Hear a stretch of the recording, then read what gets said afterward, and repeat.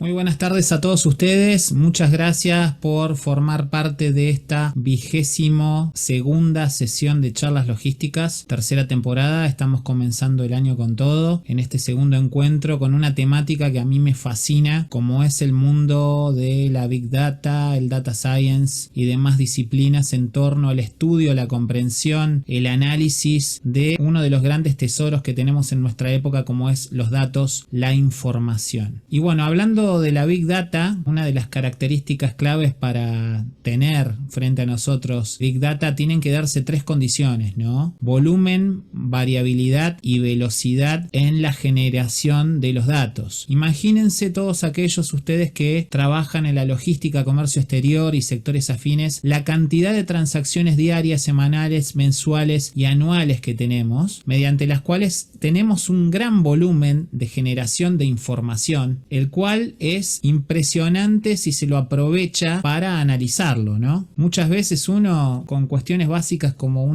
datos de inscripción a un evento, tenemos mucha data más allá de la cantidad de gente que participó. Tenemos información para analizar respecto al perfil de cada uno de los participantes, los intereses que tienen, qué motivaciones tienen para sumarse a estas iniciativas. Bueno, hoy vamos a estar hablando un poco de todo esto, vamos a hacer una aproximación a lo que es la ciencia de datos, cómo llegamos desde la estadística clásica tradicional hasta esta disciplina que es el Data Science. Vamos a hablar sobre los algoritmos. Bueno, hoy vamos a tener una charla recontra entretenida, bastante interactiva, y quiero agradecerles a las más de 180 personas que se han inscrito al evento. Estamos frente a una de las sesiones más convocantes de la historia de charlas logísticas, así que bueno, como decía nuestro querido Cerati, gracias totales. Para quienes no me conocen y se conectan por primera vez a este proyecto de comunidad de charlas logísticas, mi nombre es Facundo Monti, fundador de este proyecto, de este ciclo, que comenzó allá por fines del 2020 como una prueba, como una aventura con mis estudiantes de ingeniería para acercarles las mejores experiencias de la mano de profesionales de la logística para que se imaginen, se proyecten como potenciales profesionales del rubro, y llegamos hasta aquí, ¿no? Con 22 charlas, disertantes de tenor internacional, gente de España, de Sudamérica, que ha participado a lo largo de este ciclo, y bueno, vamos a tener muchas novedades interesantes para lo que queda del año. Antes de pasar a presentar a nuestro invitado ilustre de esta sesión, paso a compartirles nuestras redes sociales. Tienen frente a ustedes el código QR con el cual pueden sumarse a nuestro grupo de la comunidad de charlas logísticas, así como también pueden encontrarlos en LinkedIn, en Facebook y en YouTube. En nuestro canal de YouTube van a poder encontrar cada una de las grabaciones de las distintas charlas que hemos tenido desde el 2020 hasta hoy. Así como también en LinkedIn, que invitamos a seguirnos, tenemos toda la información actualizada sobre los próximos eventos. Paso a presentar a nuestro invitado de hoy, un colega argentino. Él es máster en ciencias políticas, se llama Mario Mauvecin, graduado de la Universidad Autónoma de Barcelona. Además, se formó como licenciado en administración en la Universidad de la Defensa Nacional. Hizo especializaciones en Data Science, en Deep Learning y en Big Data, también en la Universidad Autónoma de Barcelona, y es investigador y docente universitario en la Universidad Nacional 3 de Febrero. Le damos la bienvenida a nuestro querido amigo, que además de ser un gran profesional y científico de datos, también es músico. Mario, querido, ¿cómo estás? Un gusto tenerte con nosotros. Hola, ¿qué tal, Facundo? ¿Cómo estás? Quiero agradecerte mucho por esta invitación. He venido siguiendo las charlas y la verdad, perdón, antes que nada, ¿me escuchan bien? Se escucha bien. Perfecto. Bueno, Facundo, como te decía, te quería agradecer por esta invitación. La verdad que para mí es un honor. Es una disciplina, compartimos mucho, la música, la logística y ahora también esta nueva pasión por los datos, que es sin duda, de alguna forma, una profesión que es nueva o no tal vez, pero que ahora está en boga y queremos tratar de encontrar un punto entre la ciencia de datos y la logística. Así que bueno, muchas gracias por ello y Más que nada quiero agradecerte muchísimo por sumarte a las charlas logísticas. Como vos decías, ambos coincidimos de que es una gran oportunidad que tenemos frente a nosotros de unir estos dos universos. Por un lado la ciencia de datos y la logística, ¿no? Como que el data science estaba históricamente más asociado a otras disciplinas. Por eso esto que vas a plantear vos es bastante innovador y que puede abrir muchas puertas para todos los colegas que están presentes de distintos puntos de Latinoamérica que puedan inspirarse en volcarse hasta este maravilloso mundo que es la ciencia de datos. No es para nada fácil, pero no por ello menos interesante, ¿no? Así que, y bueno, agradecerte totalmente. Así que si querés, podemos comenzar. Invito a los presentes que a medida que vayamos desarrollando los temas con Mario, si llegan a tener alguna duda, consulta, la planteen en el chat, o bien, si es algo muy urgente, podemos levantar la mano y les damos la palabra. Igual después vamos a pasar a una sección de ping pong de preguntas y respuestas para despejar todas las dudas que haya al respecto. Así que bueno, Mario, todo tuyo para que desarrolles tu temática. Bueno, muchas gracias a todos por participar. El motivo de esta charla es mostrar un caso de ciencia de datos aplicado a la logística. La intención de la charla es abarcar rápidamente conceptos de forma de entender qué es cada una de las ramas o cada una de las ciencias o disciplinas que forman parte del mundo de los datos y ver cómo desde algo muy cercano se puede llegar a aplicar ciencia de datos en casos logísticos. Tampoco es la intención de generar o mostrar un proyecto de gran envergadura, sino mostrar algo que está mucho más al alcance de nuestras manos de lo que nosotros creemos. Los temas que vamos a ver en la charla son estos conceptos: un caso aplicado a la gestión de almacenes, inventarios y pedidos, particularmente la utilización de datos para la estrategia de gestión en un product mix, y un concepto que lo vengo pensando hace mucho tiempo, que es pensar en el dato como un producto residual. En la primera parte, conceptos, quiero ver qué es la inteligencia de datos, perdón, qué es la ciencia de datos, qué es la inteligencia artificial, el machine learning, el deep learning, el big data, el business intelligence, qué son los algoritmos en general. Porque a partir de ahí es donde podemos empezar a ver realmente y a comprender cómo esta disciplina, que es totalmente transversal, como lo es la logística también, puede llegar a ser aplicada en cualquier ámbito y en cualquier área o industria. Voy a citar una definición que para mí, la verdad que la descubrí hace poco y es de un libro llamado Introducción a la Ciencia de Datos del 2016, que para mí es realmente inspiradora, en el sentido de que nos acerca mucho el concepto, ya que la ciencia de datos está en todos nosotros. Es lo que hace que nosotros, los humanos, seamos lo que somos hoy. No la ciencia de datos computacional que será presentada en este libro referido al material del autor, con la cita abajo, sino la capacidad de nuestros cerebros de ver conexiones, de sacar conclusiones de los hechos y de aprender de nuestro pasado. Más que cualquier otra especie en el planeta, dependemos de nuestro cerebro para la supervivencia. La ciencia de datos como disciplina existe hace muchos años, pero sin duda que está basada en la historia del ser humano aprendiendo de su continua evolución en una serie de tiempo lineal desde que el hombre empezó a usar el cerebro, o el hombre como ser humano, perdón, hombre y mujer.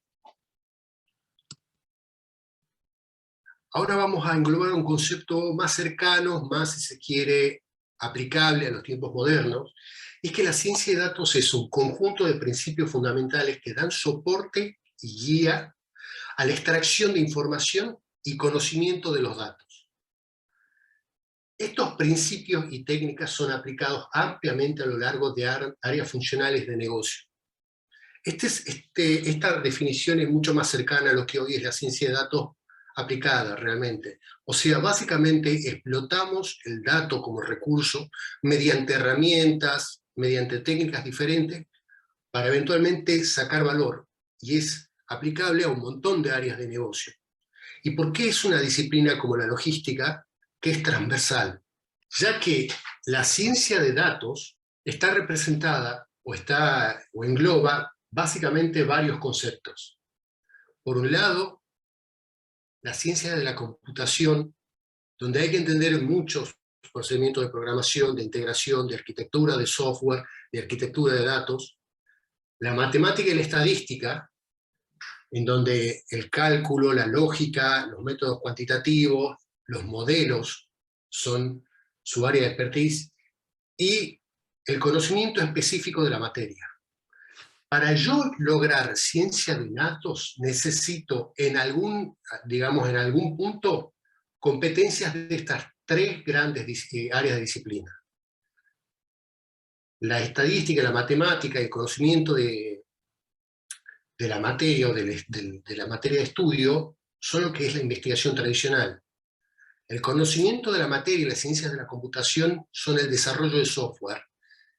Y el machine learning es la ciencia de la computación, la estadística y la matemática aplicada. En algún momento, en el punto de unión de estas tres disciplinas, es donde yo encuentro la ciencia de datos. ¿Qué hace la ciencia de datos, entonces? Encuentra sentido, orden y produce valor de los datos. Tiene capacidad de hacer análisis predictivo, clasificación, automatizar procesos y sobre todo obtener percepción, introspección, comprensión sobre determinadas áreas de conocimiento del negocio que muchas veces está oculta en los datos. Esto tiene un nombre en inglés que yo al menos no he encontrado en castellano una palabra que se acerque, salvo las que he nombrado antes, pero que en inglés es muy claro que es insight. Esa mirada, esa perspicacia de darse cuenta de algo a través de los datos. ¿Y para qué lo hace? Para dar una ventaja competitiva en la organización. Entonces, una vez que hemos definido qué es ciencia de datos, definamos qué es la inteligencia artificial. Y la realidad es que el término inteligencia artificial y la definición varía mucho, está tan en boga y tan en crecimiento que no hay una sola definición ni un concepto definido. Fue un concepto que se generó en la academia y básicamente es lograr que las computadoras hagan lo que no podrían lograr por sí mismas. En general es realizar las tareas, que una computadora haga una tarea para la que usualmente necesitaríamos un ser humano.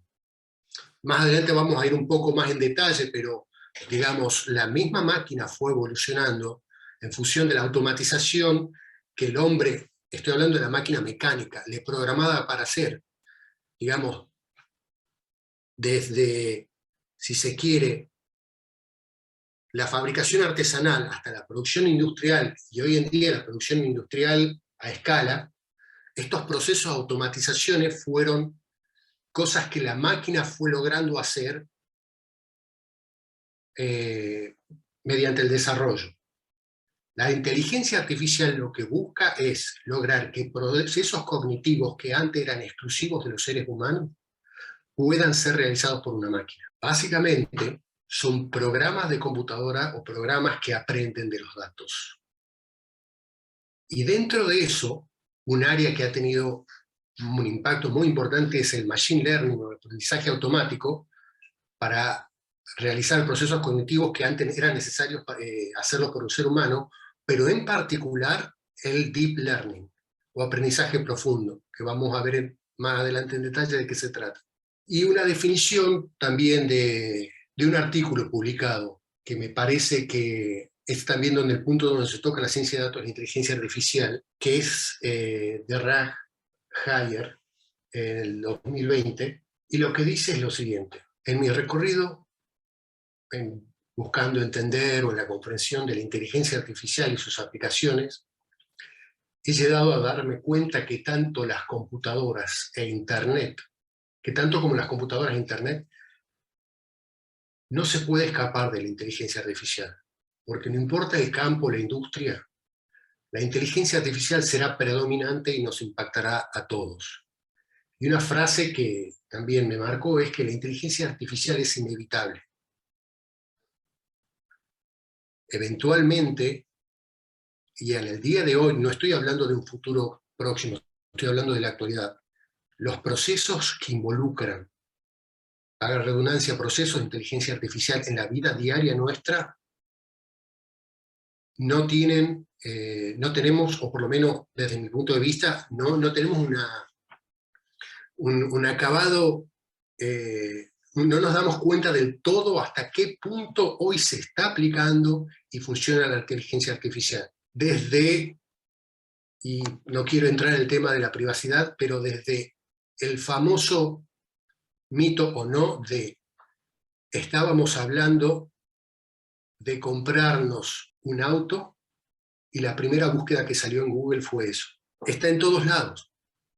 No podemos evitar porque forma parte de las aplicaciones que usamos diariamente para ir al trabajo, para pedir comida, para trabajar, digamos, hacer una transferencia bancaria, e inclusive para comunicarnos con otras personas. Vamos a ver dos grandes ramas de la inteligencia artificial y a definirlas, porque en función de eso es que vamos a poder continuar viendo lo que es el Machine Learning. Básicamente existen dos grandes ramas, existen muchas más, la verdad que tampoco tengo todos los conocimientos de la inteligencia artificial, pero hay dos grandes grupos de procesos o de tipos de inteligencia artificial. Uno es la inteligencia artificial general y otro la inteligencia artificial débil o estrecha. En inglés, Narrow Artificial Intelligence.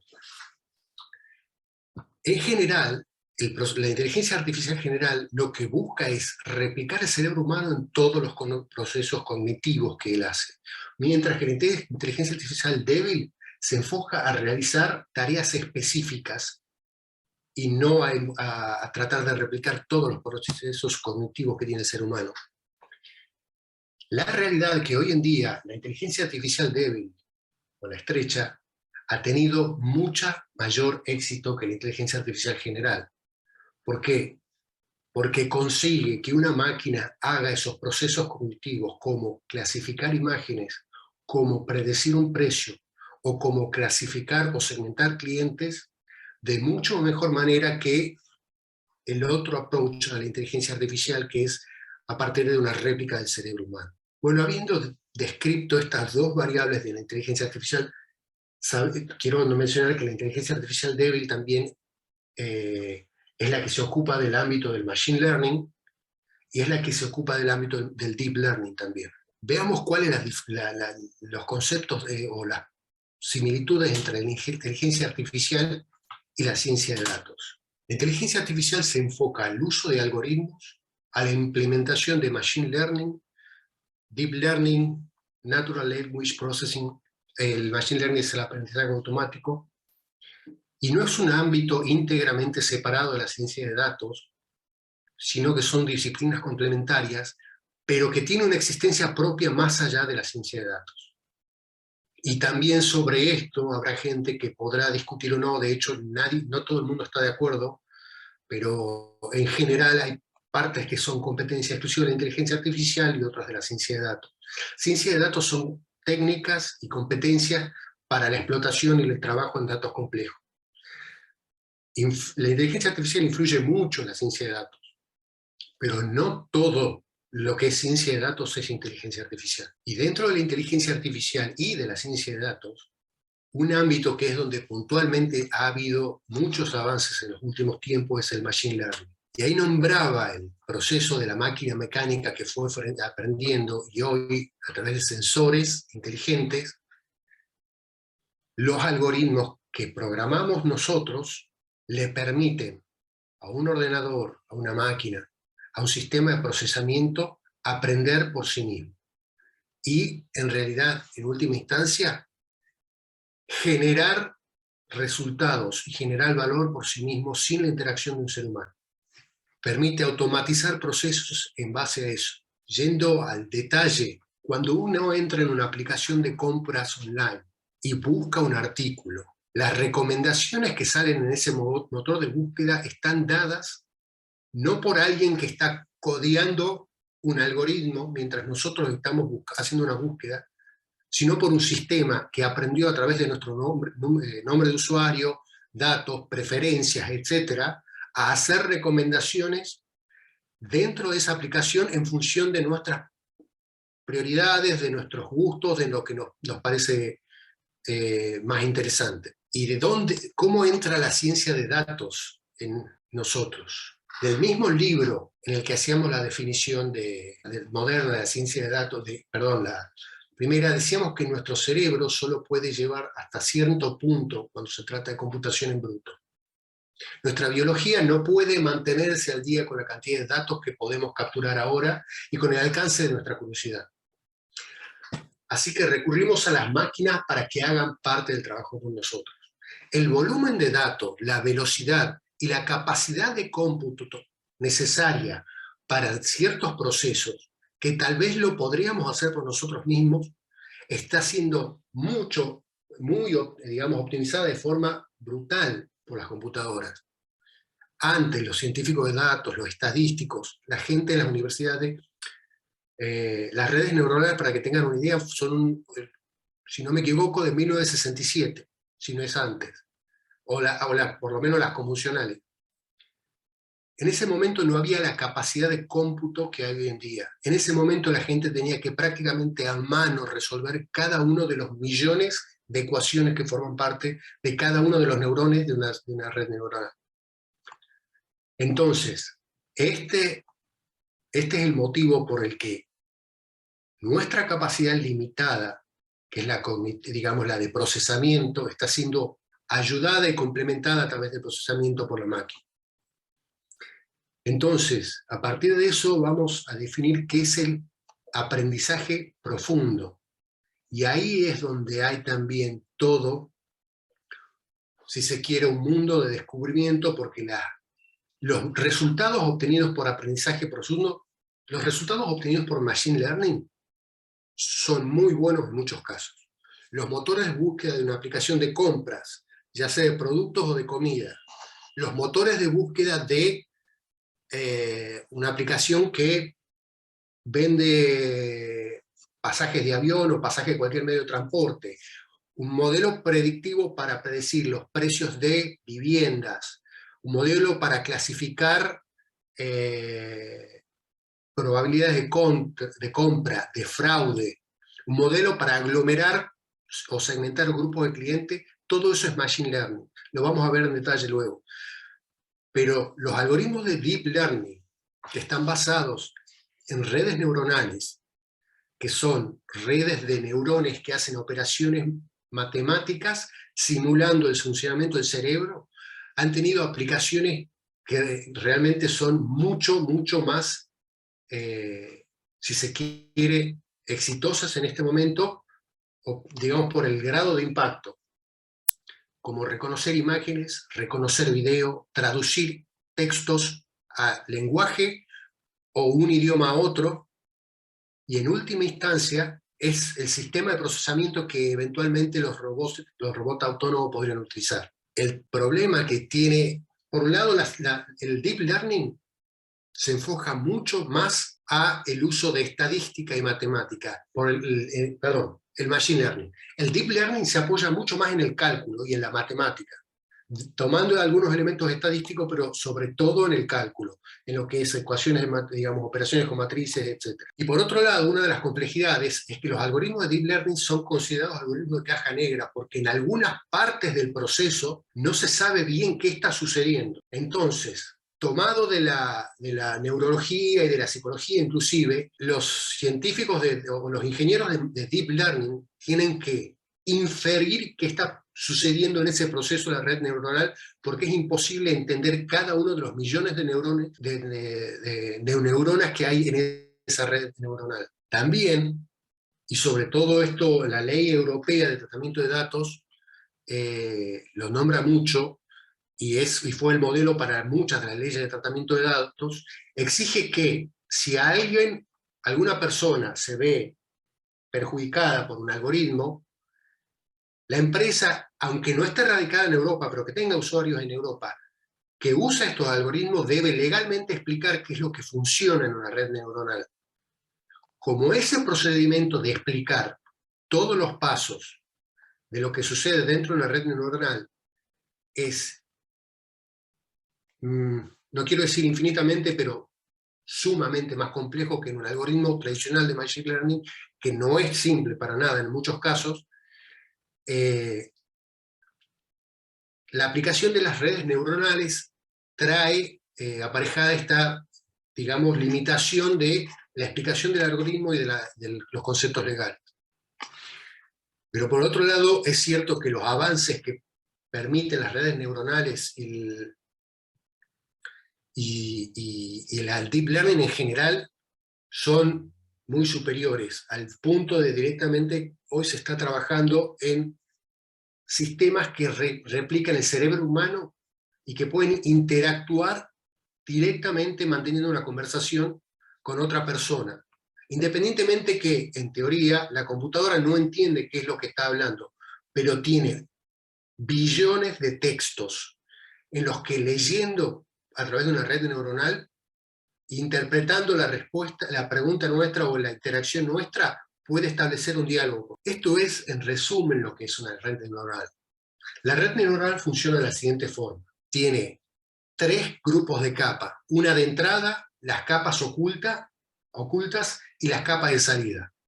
Acá yo le estoy diciendo algo a la red neuronal y a través de todas estas capas ocultas, que esto es una simplificación, el proceso de una red neuronal es muchísimas veces, o sea, tienen 25, pueden llegar a tener 30 capas ocultas y más.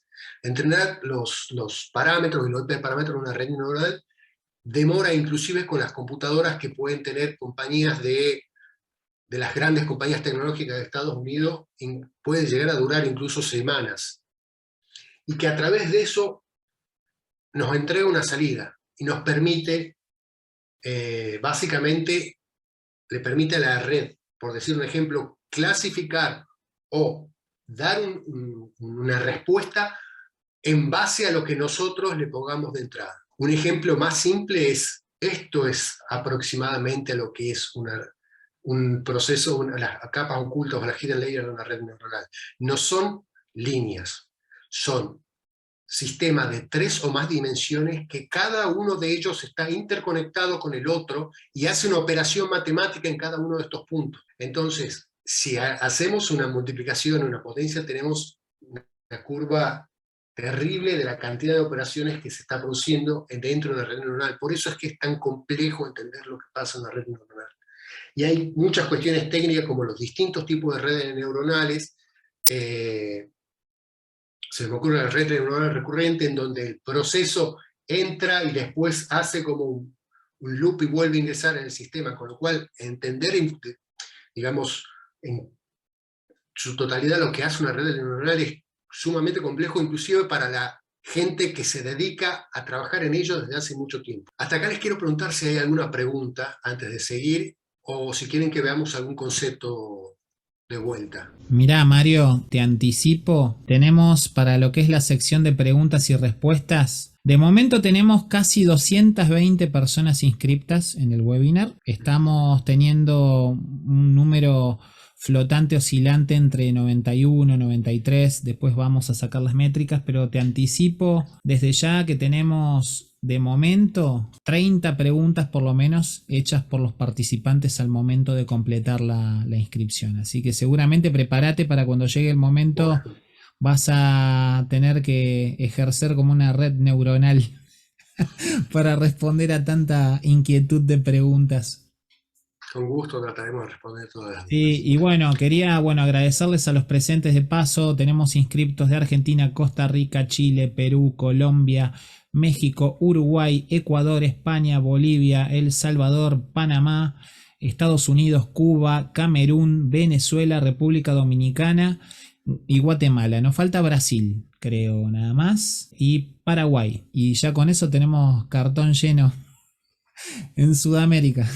Vi una pregunta en el chat que creo que la respondí, pero para repasar la respuesta, el deep learning o el aprendizaje profundo se basa en general, muchos lo consideran una disciplina dentro del machine learning, otros una disciplina independiente. Yo la realidad es que no me siento con la autoridad de decir si forma o no parte del machine learning, pero es una disciplina que se ocupa particularmente de algoritmos en base a redes neuronales. El machine learning, por otro lado, utiliza modelos estadísticos y algoritmos tradicionales para hacer que una máquina pueda lograr hacer tareas cognitivas, esto lo hacen ambos. Que una máquina pueda lograr hacer tareas cognitivas para las que se necesitaría un ser humano. El approach de ambos es distinto. Uno usa estadística, modelos y algoritmos tradicionales, el otro usa redes neuronales. Y por supuesto, las técnicas dentro de cada uno son distintas. Y otro concepto que no hay que dejar de lado es el siguiente, porque de alguna forma acá es donde mucho se originó. ¿Qué es el Big Data? Hubo un tiempo en que era prácticamente lo mismo que ciencia de datos, o minería de datos, que es un concepto similar, que como todos estos conceptos no logran definirse del todo, pero porque tienen muchas competencias y conocimientos y técnicas solapadas. El Big Data es la utilización y la explotación de los grandes volúmenes de datos que hoy se producen digamos, con las tecnologías actuales. Se está hablando, y no recuerdo los años en forma correcta, no sé si fue desde el 2015 al 2017 o desde el 2017 al 2020, se produjo, pero en ambos casos es igual, o sea, entre el 2015 al 2017 se produjo mayor volumen de datos que en toda la historia de la humanidad. Y a su vez en el 2017 al 2020 se produjo mayor volumen de datos que todo el periodo anterior, contando del 2015 al 2017. Con lo cual, básicamente, la producción de datos que hoy tenemos es gigantesca. En cada dispositivo inteligente e inclusive en dispositivos que no lo son, pero que eventualmente están conectados mediante una app, que es una Application Programming Interface, es una aplicación que conecta, digamos, y extrae datos desde otro sistema, a la nube o a un sistema de procesamiento, pero básicamente la producción de datos hoy en día es tan grande y existen tantos datos que el Big Data fue la disciplina que se encargó de tratar de sacar valor de esa producción. Hoy no es lo mismo que ciencia de datos, ya que el Big Data se encarga justamente de solucionar los problemas de esta generación de datos en base a las 7, en realidad esto también es muy discutible, porque algunos dicen son 3, 4, 6, 7B, yo traté de poner la que me resultó, o por lo menos la que me resultó la más amena, que fue la 6B del Big Data. Volumen de datos que se generan, la velocidad en la que se generan, la variedad de los formatos en los que se generan estos datos, la veracidad de los datos, si son correctos o no, la variabilidad, porque no es digamos, la producción de datos no es lineal y hay veces que se producen muchas más veces que otros, y el valor que puedan tener estos datos. Entonces, el Big Data trata de resolver la gestión y la explotación del gran volumen de datos que se genera a gran velocidad, digamos, de una gran variedad de formatos, separando cuáles son verdaderos y no, entendiendo de que hay momentos de mayor producción y otros, y digamos, tratando de buscar los datos que generan valor. Básicamente, cómo cierra todo esto, y también no es taxativo, y seguramente habrá gente que piensa distinto. Yo, de hecho, no podría hacer un juicio si es correcto o no este gráfico, pero por lo menos nos permite entender cómo está relacionada cada una de estas disciplinas. El Machine Learning forma parte de la inteligencia artificial y el Deep Learning forma parte del Machine Learning. Por otro lado, la ciencia de datos toca todos estos ámbitos y el Big Data es utilizado por la ciencia de datos, el Machine Learning y el Deep Learning para su producción digamos, de valor. Entonces, ¿puede haber ciencia de datos sin Machine Learning? Sí. Si yo clasifico por medios tradicionales modelos predictivos, mucho de lo que hace la ciencia de datos estará dentro del campo de la analítica predictiva y viceversa. Pero también es posible hacer modelos predictivos sin ciencia de datos necesariamente, utilizando solo estadística. Es un poco difícil pensar el Machine Learning sin ciencia de datos o sin al menos inteligencia artificial. Sería cuestión de también los grandes debates que se están dando hoy en día en los grandes centros académicos para definir si se puede o no. ¿Puede existir el Big Data sin ciencia de datos? En cierto punto, o por lo menos con una ciencia de datos muy básica, si yo lo que agarro es datos en streaming de gran volumen, que no requieran estadística avanzada, ni tampoco tanto conocimiento del negocio, sino tratar de analizar algunas variables puntuales, y eso sería Big Data sin ciencia de datos. Y también puede existir ciencia de datos sin Big Data, porque si uno utiliza las técnicas para la explotación de los datos, combinando distintas fuentes, haciendo visualizaciones, analítica, pero el volumen de datos no es gigantesco, se puede hacer ciencia de datos sin Big Data, sin inteligencia artificial incluso. Hubo un artículo que fue del año 2014, si no me equivoco, pero no estoy seguro si fue, pero por ese periodo, que decía el Big Data está muerto. La realidad es que el Big Data está presente cada día más, y cada día más que nunca. Está en todos lados. Todo genera datos, básicamente. Hasta las cámaras de seguridad que puede haber en una ciudad generan datos. Hasta las, si se quiere, computadoras que tienen los autos generan datos que después pueden ser analizados cuando se los lleva a un taller. Los celulares ni hablar, las computadoras ni hablar, todos los software que generamos, que utilizamos diariamente, generan datos. Y un campo que no es menos, digamos, no está incluido acá, pero no deja de ser importante, porque en última instancia es para lo que de alguna forma discutimos el uso de la ciencia de datos, es el Business Intelligence. ¿Qué es el Business Intelligence? Es una disciplina que busca optimizar el proceso de obtener insights a partir de los datos. Trabaja mucho con la presentación y la visualización de datos, la mejora continua, con data tratando de que tenga velocidad real o lo más cercana posible, que sea accesible a través de tableros. Muchas veces son confundidos, y yo la realidad es que tampoco tengo un argumento para decir cuál es cuál, entre la ingeniería de visualización de datos y la Business Intelligence. Algunos dirán que está más orientado a la producción técnica de los tableros, y el otro a la producción pensando desde el punto de vista de los negocios de los tableros. Pero básicamente estas herramientas y estos tableros nos permiten presentar los datos de forma estructurada, y sobre todo son la puerta de o la herramienta de comunicación con la que yo muestro datos a mi público en general.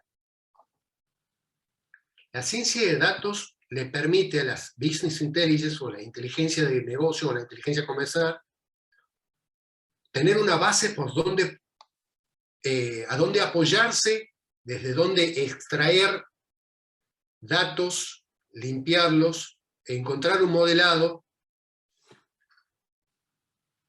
entender tendencias, anomalías y presentar los datos. Mientras que la ciencia de datos le permite a la inteligencia de negocios, que permite que la inteligencia de negocios sea posible, la inteligencia de negocios le da un propósito a la ciencia de datos.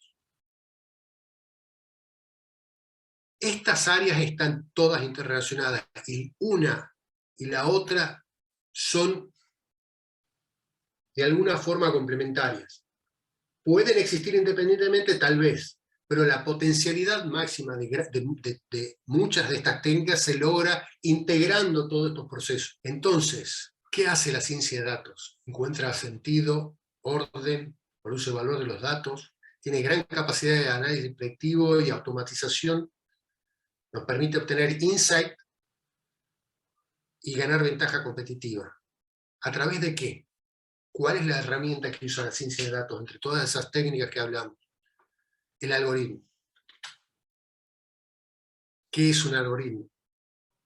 Y también hay muchísimas definiciones de qué es y qué no es un algoritmo, pero para centrarnos en algo simple, es un conjunto de reglas que están bien definidas, mediante lógica y matemática. Se establecen en forma secuencial, que debe ser claro y no tener ambigüedades, y busca resolver un problema tomando elementos de entrada y buscando obtener un resultado deseable. Otra gran definición dice de que el algoritmo debe hacer este proceso de la forma más eficiente posible, digamos, comparado con otras. Y básicamente, ¿qué es esta palabra que suena tan extraña, que es en realidad muy antigua, pero estoy hablando de cientos de años? Es una secuencia lógica de, en base a ciertos datos, seguir un esquema que no debe ser ambiguo y lograr un resultado. Y básicamente esta secuencia se hace a través de un código. Y el código se lo escribe en un lenguaje de programación.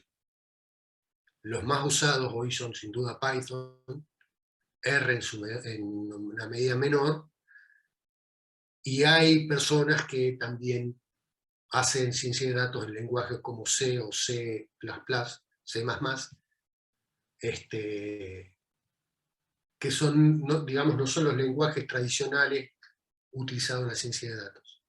Dentro de los algoritmos y del machine learning, o la aplicación de estos algoritmos al machine learning, hay distintos tipos de aprendizaje, que es de acuerdo a cómo se utilice, digamos, cómo se defina la secuencia o las propiedades del algoritmo y los distintos tipos de algoritmos. Son el aprendizaje supervisado, el no supervisado, el semi-supervisado y el aprendizaje por refuerzo. En el aprendizaje supervisado yo le entrego al algoritmo, y por supuesto no estoy entrando en todos los detalles técnicos ni toda una de las clasificaciones dentro de cada una de las clasificaciones de algoritmos, de los tipos de aprendizaje, le entrego un dataset, o sea, datos en donde las preguntas y las respuestas están definidas, o sea, mi X y mi Y están definidas, y yo para determinada X tengo determinada Y. El algoritmo procesa esa información, la aprende, y en función de eso, ante una nueva X o una nueva pregunta, hace una respuesta.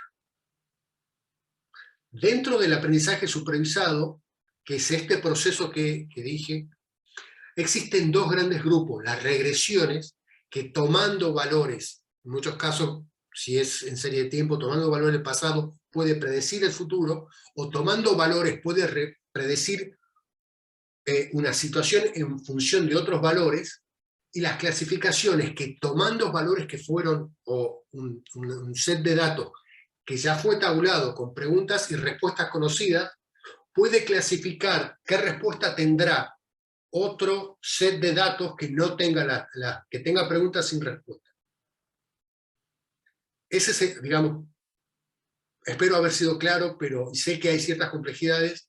Después vamos a ver cualquier cosa en la etapa de preguntas, lo que, digamos, más detalles del aprendizaje supervisado. El no supervisado, por el contrario, no tiene preguntas y respuestas ya definidas. No sabemos que para el valor de x igual a 2, y valdrá 4. En el aprendizaje no supervisado solamente tenemos valores de x, variables independientes. Y lo que yo le pido a la máquina es que, en función a determinados parámetros, como puede ser la cercanía, la variabilidad de las variables, etc., me dé un resultado haciendo ese análisis. Dentro de ese grupo o ese tipo de aprendizaje tenemos los algoritmos de agrupamiento o de conglomerado, comúnmente llamados clusters, y los algoritmos de reducción de la dimensionalidad. En el primer caso, el sistema toma un conjunto de datos, los analiza y establece agrupamiento entre cada uno de estos inputs, de estas entradas, en función de la cercanía de cada uno de sus atributos. En el caso de la reducción de la dimensionalidad, lo que hace el algoritmo es analizar todos los atributos de cada una de las entradas y encontrar cuáles son los de mayor variabilidad o que mayor impacto tienen si yo quisiera clasificarlo, por ejemplo. y tampoco no entro en detalles porque hay distintos tipos de clúster, hay más de un algoritmo de reducción de la dimensionalidad. El semi-supervisado es un tipo de aprendizaje en el cual algunos, digamos, algunos de cada una de las entradas o cada uno de los casos está clasificado con pregunta y respuesta y otros no. Entonces tiende a ser una técnica híbrida entre estos dos casos. Y este aprendizaje es muy, muy interesante, que es el aprendizaje por refuerzo, que puede hacer clasificaciones y puede hacer control. Este tipo de aprendizaje yo no le doy ningún tipo de pregunta y respuesta a la máquina. Le doy reglas. Y a partir de esas reglas, la máquina empieza a interactuar con sí misma y obtiene resultados. Para cerrar el concepto de este tipo de aprendizaje, es el que se utiliza en muchos casos, o se está intentando utilizar para los vehículos no guiados, para los vehículos sin driver, sin persona que lo maneja.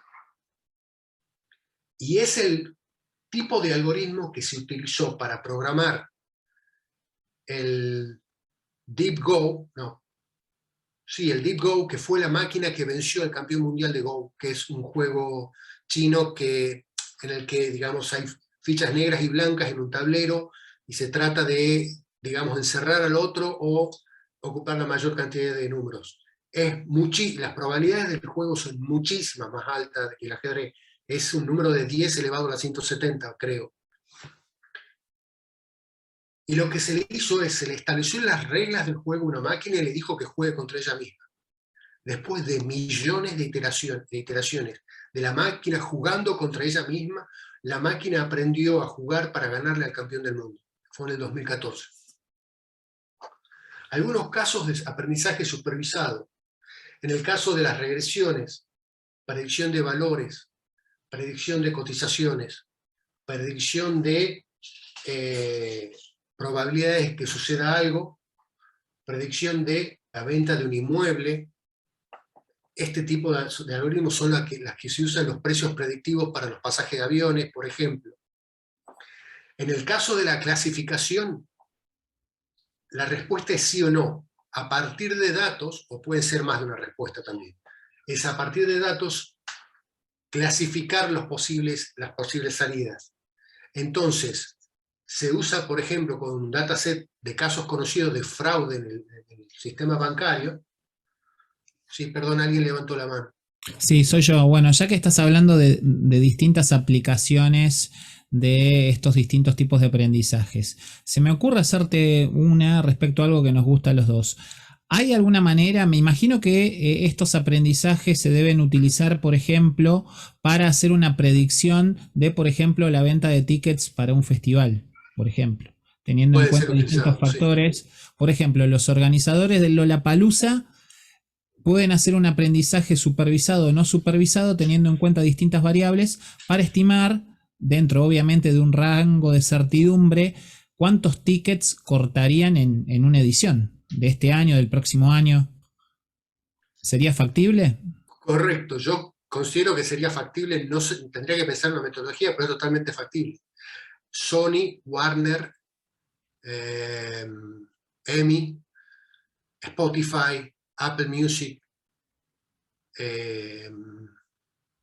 Tidal, todas estas empresas que son empresas de la industria de la música, tienen equipos de científicos de datos trabajando para ellos. Por eso es muy posible que yo, digamos, utilizando Spotify, escuchando Deep Purple, escuchando Led Zeppelin, escuchando Def Leppard, escuchando hard rock clásico, tengo una recomendación de ese mismo estilo de música o de estilos dentro de ese estilo de música. Y no sería errado que si yo estoy escuchando Vangelis, que es un compositor griego de la Carroza de Fuego, es un compositor griego que ganó varios Oscars y compuso música para muchas películas, no sería errado que me haga la recomendación de Hans Zimmer o de John Williams, Guerra de las Galaxias, Hans Zimmer, Gladiador, El último Samurái, y bueno, varias otras, y Último de los Mohicanos, y varias otras más, que son compositores de Hollywood. Entonces, digo, todo esto ya se está utilizando en todas estas plataformas de escala. Seguramente en todos estos eventos de gran medida se estaría, digamos, podría estar siendo utilizado o se está utilizando.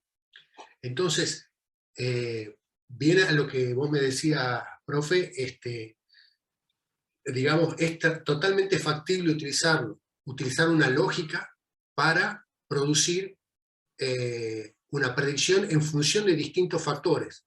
Por ejemplo, en función de data histórica. Por ejemplo, en función de la situación económica de un país. Es decir, digo, cuando se busca hacer un recital de esa envergadura, piensan en factores determinantes como ese, o piensan en factores estacionales como, por ejemplo, si hay o no tal situación dentro del lugar, si vas a ver ni hablar si es verano o invierno, etc. Con lo cual, este tipo de algoritmos es tranquilamente, digamos, todo este tipo de procesos, básicamente, si hay datos y genera una lógica que pueda explotar esos datos, puedo tener una predicción, o al menos una estimación de condiciones futuras, o de cómo será un proceso en el futuro.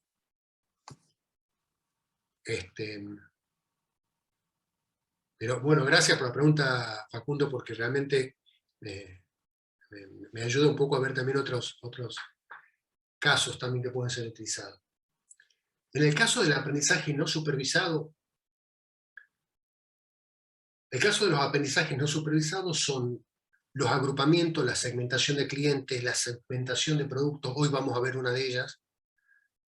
El agrupamiento, por ejemplo, inclusive se usa clúster con data de países para ver datos, digamos, técnicos de cada uno de los países, datos sociales, económicos,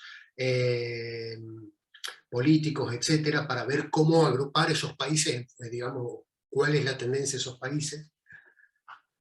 La reducción de la dimensionalidad es una gran herramienta para entender cuáles son, a ver, estamos hablando de datasets que tienen 40 o más columnas.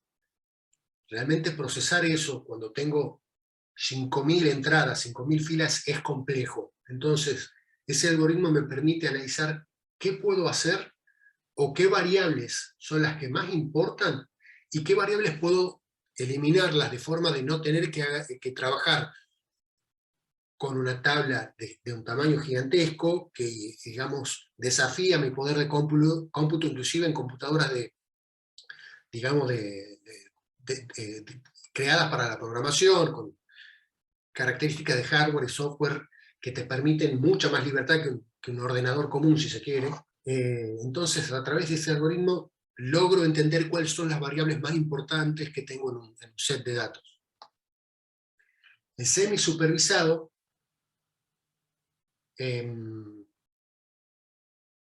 son algoritmos que pueden hacer algunos de estos, digamos, procesos en función de que tienen... ¿Cuándo se usa aprendizaje no supervisado? La realidad es que la data es escasa en muchos casos. Lo ideal, a ver, digamos, la situación ideal es esa de tener un dataset, que un dataset, para pensarlo de alguna forma, sería, para decirlo en un lenguaje equívoco, inexacto, pero entendible, una tabla de Excel que solamente tenga valores, sin colores. A ver, puede tener colores en la imagen, pero que no tenga fórmula ni nada. Básicamente son datos puros, duros, que tiene todas las variables importantes, no le falta ningún valor, no tiene errores de entrada porque nunca nadie se equivocó en la empresa al poner un dedo, y que tiene todas las respuestas. Me atrevo a decir que existen muy pocas posibilidades, digamos, muy, muy raros casos. Digamos, eso es el outlier de un chart, si se quiere. Usualmente, siempre hay problemas en los datos. Entonces, cuando no tengo un dataset completo con todas las respuestas, tiendo a utilizar técnicas de aprendizaje semisupervisado. Y el aprendizaje por refuerzo, no utilizo datos, utilizo instrucciones y le dejo a la máquina que aprenda por sí misma. Y los casos de estos, como lo había nombrado, es el del programa del Deep Go y el programa y los sistemas para los autos sin tripulante, sin conductor. Hasta acá vimos la primera parte de lo que es la ciencia de datos teórica, de una forma somera, para explicar qué es cada uno de los conceptos Y para tener en claro, digamos, de qué es lo que se... cuál es el área de aplicación o el ámbito de cada una de estas disciplinas. Veamos un caso aplicado ahora de ciencia de datos a una empresa. Vamos a ver que tenemos datos de inventario, sin mucho más, una empresa puntual, un producto puntual, que es el que trabaja esta empresa, y la gestión de este producto. Vamos a hacer el uso de datos de inventario para la gestión de pedidos. Esto es un caso real.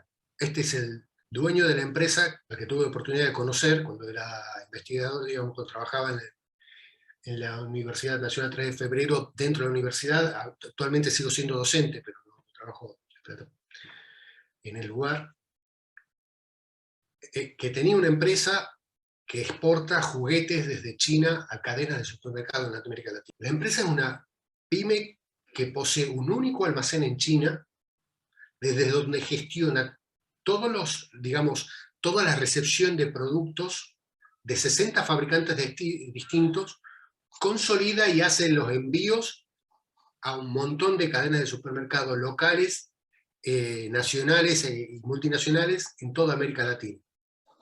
Es un único almacén, son pocas personas ahí que hacen la gestión, la documentación, todos los procesos que se imaginen, y recibe juguetes de 60 fabricantes distintos.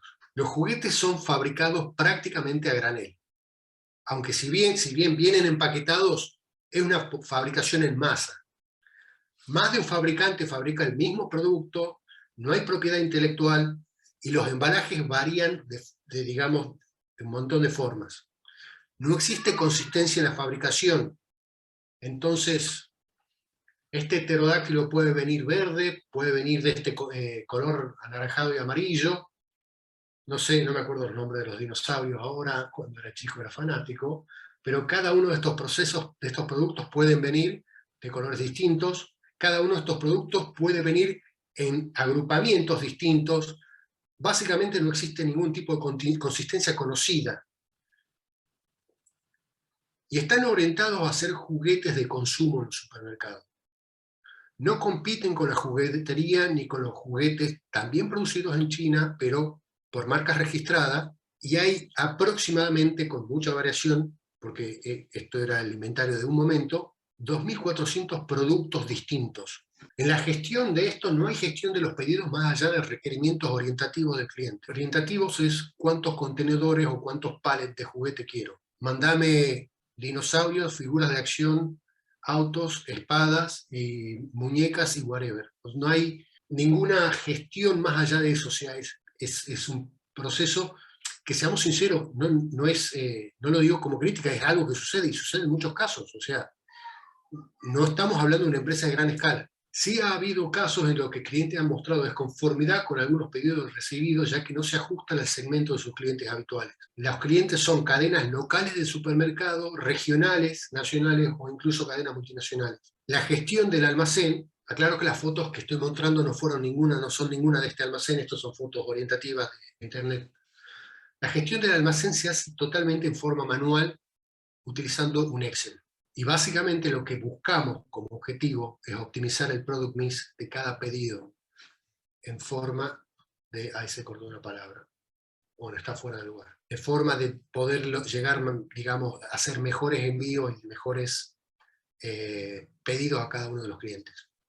Ahora voy a compartirles un poco de código. Básicamente el único insumo que tenemos es un Excel y Jupyter, que es un IDE, que es básicamente una forma de interpretar el lenguaje Python para que sea visualmente más claro. También se puede codear dentro del código, pero es un IDE, o un interfaces, que es gratuita, de distribución gratuita, o sea, que no requiere demasiado, digamos, tampoco tiene requerimientos de hardware tan complicados.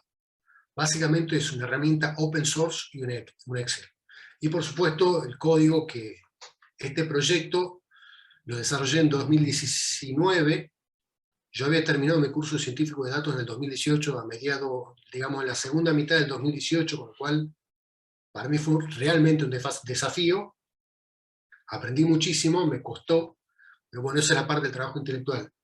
Pero básicamente los 3 recursos que utilicé fueron un Excel, que me pasó el propietario de la empresa, un programa que es de descarga gratuita y mucha lectura de internet, básicamente.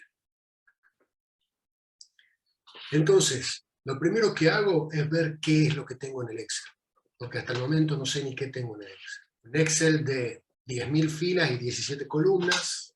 Ahora vamos a ver más en detalle cada una de las columnas, que en su mayoría son datos numéricos, salvo algunos que son variables categóricas. Y lo que tengo son 17 columnas que tienen digamos, el ítem, la descripción del producto, el embalaje, el inner value, que hasta el día de hoy no sé qué es, o por lo menos no había metadata como para que yo supiese,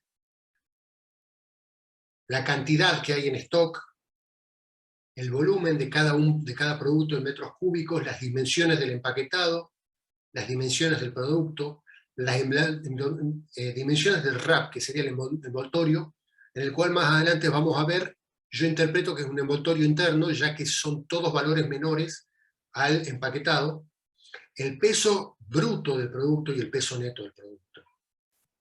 La forma de los datos estos es la siguiente.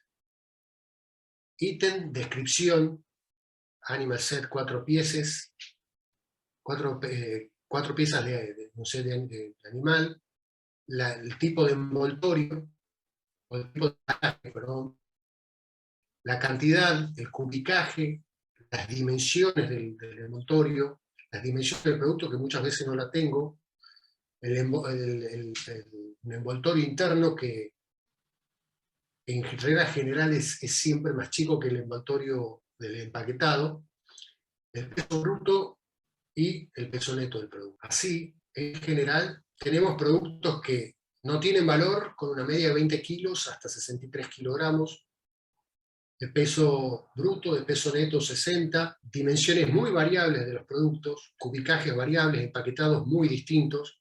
Entonces, empiezo a hacer una limpieza de datos, o por lo menos un análisis de si tengo valores nulos, o sea, no tengo valores. Y sí, varias columnas no tienen la data es incompleta, en algunos casos.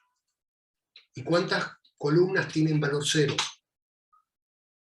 Y también tengo varias columnas que tienen valores ceros, que tienen muchos valores ceros.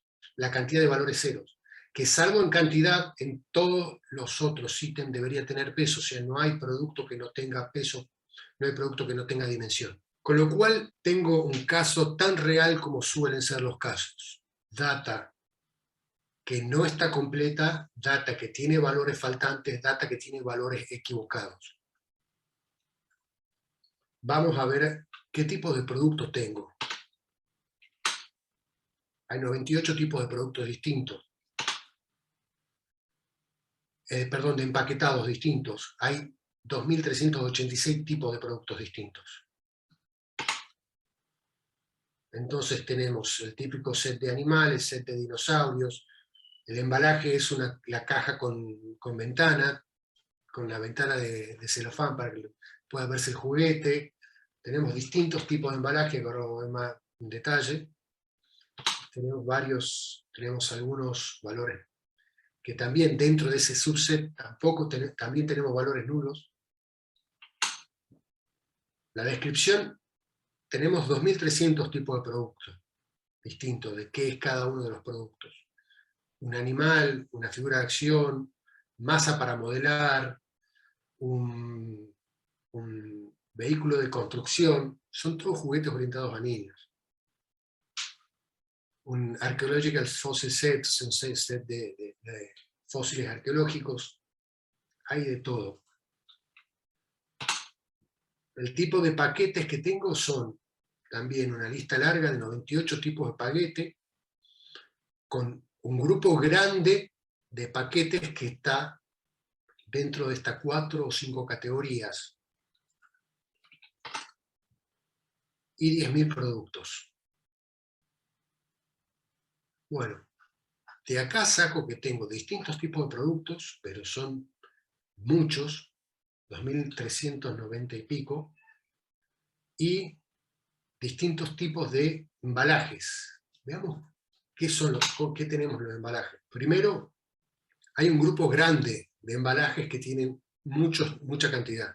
Tomamos los 10, digamos, los 10 embalajes de mayor cantidad y vemos que segregando, y estos son criterios arbitrarios, los elegí al azar yo para ver cómo se comportaba el dataset, segregando todos los embalajes que tienen más de 500 digamos, productos, son el 74% del total del inventario.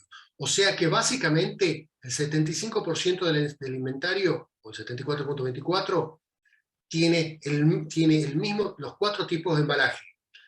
La caja con una ventana, la caja de color, el Open Touch Box, que es la caja, digamos, con un agujero para que pueda tocar el juguete, el blister bag, que es donde viene la mayoría de los muñequitos, o sea, una tapa de cartón con un plástico transparente y una bolsa de poli. Bueno, en función de eso veamos lo siguiente. Esto es lo que llamamos análisis exploratorio de datos. El 74% de los paquetes de los productos que tengo están embalados con estos empaquetados. Hay casi 2.900 productos que tienen, serían prácticamente un tercio, que están embalados en base a una caja con una ventana en la que se puede ver. La caja de colores, una caja que tiene una abertura para que yo pueda tocar el juguete, etc. En base a las variables que tengo, vamos a verlo de vuelta, en base a que una clasificación importante que logré ver en esto, lo que yo estoy mostrando es el código luego de muchas iteraciones de buscar relaciones o de buscar o entender este dataset desde dónde se puede sacar valor. Veo que tengo tipos de embalaje, veo que tengo peso en bruto y veo que tengo peso en neto. Entonces voy a crear una variable que sea el peso del embalaje. En primer lugar, tengo acá el mínimo es un peso negativo. No puede suceder. ¿Por qué? Porque los pesos deberían ser positivos. Ahí hay un error. Entonces, lo que hago es eliminar estos valores, estas líneas que tienen el número positivo, para que sea una variable positiva, como tiene que ser un peso. Y después, ¿qué es lo que quiero ver? Analizo el peso de cada paquete, porque, a ver, ya tengo los pesos netos, tengo los productos, hay muchísimos productos. Tengo un insight dentro del paquete. ¿Por qué? Porque el embalaje tiene un efecto en este segmento importantísimo en la decisión de compra del consumidor. Asumimos que el embalaje de mayor peso o tamaño puede o será percibido como un producto de mayor calidad. Ya tenemos productos, tenemos un grupo de productos que pueden venir desde en embalajes muy rudimentarios o al granel hasta embalajes más complejos. Y por otro lado, los embalajes de mayor peso y volumen tienen aparejado un mayor costo de flete. Entonces, el primer insight que tengo, que es el insight de esta perspicacia, de decir, a ver si por este camino logro encontrar valor, es mediante la clasificación, analizando los tipos de embalaje. Y tenemos embalajes que pesan neto 4,7 kilos, hasta embalajes que pesan prácticamente 1. Estos son los valores promedio de cada uno de los embalajes. Quiero decir, todos los productos que tienen este tipo de embalaje, sacando un promedio, tienen este peso, ese tipo de embalaje. Acá tenemos una caja con asidera, con envoltorio y con tarjeta, una caja de regalo de color, con el PDQ es una cajita con forma diagonal, la caja de regalo con film alrededor, etc. Barril de plástico, etc.